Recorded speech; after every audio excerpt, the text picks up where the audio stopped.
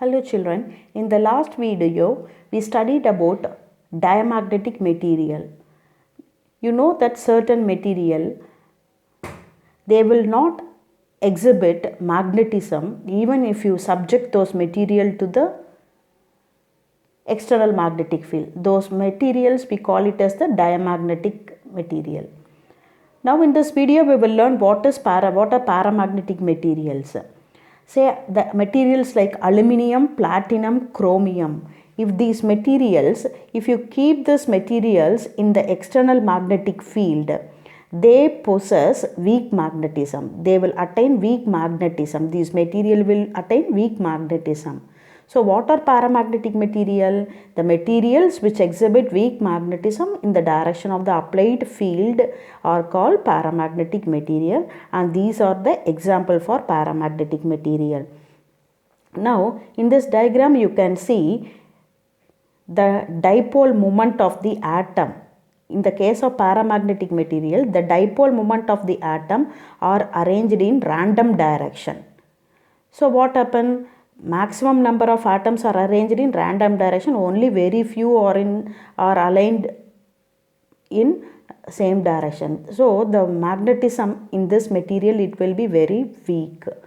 Now if you subject this material to the external magnetic field B naught, due to the torque, right? You know that external magnetic field, when it acts on the dipole, the dipole will experience a torque.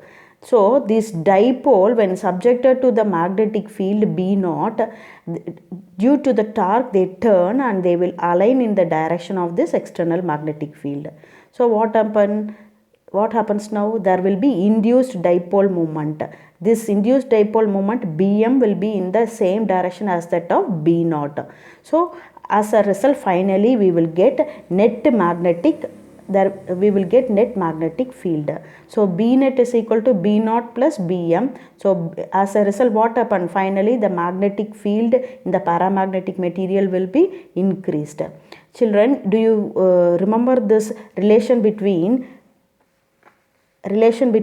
chi m and mu r? Chi m is susceptibility, mu r is relative permeability. If you rearrange this, you will get this. Now you look here, you know that the net, if you place the material, paramagnetic material in the magnetic field, resultant magnetic field will be increased. That is, the material will get magnetized, right?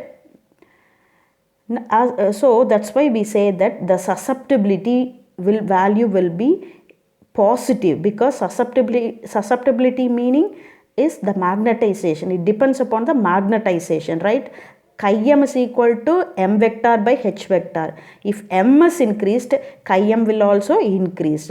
So magnetic field will be increased in the case of paramagnetic material. So chi m will become positive. If chi m becomes positive, what happens to mu r? If this is positive, mu r value will be greater than 1. So relative permeability is greater than unity. Its value is greater than 1.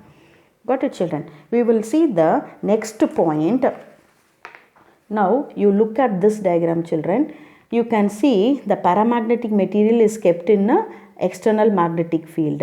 Now what happens in this diagram? You see, if you, in that case, all the maximum number of magnetic lines of force tries to, paramagnetic material, it will attract the lines, magnetic flux line, and you can see maximum number of lines are passing into the material. Here in this diagram you can see only 2-3 lines passes, whereas in this diagram you can see more number of lines passing through this. So that's why we say paramagnetic material attracts magnetic flux lines when placed in the external magnetic field. And the last point is susceptibility is inversely proportional to temperature. As the temperature is decreased, susceptibility will be increased. So we have discussed in this class, we have discussed about the properties of paramagnetic material. I hope you understood, children. This is a 3-mark question. Thank you.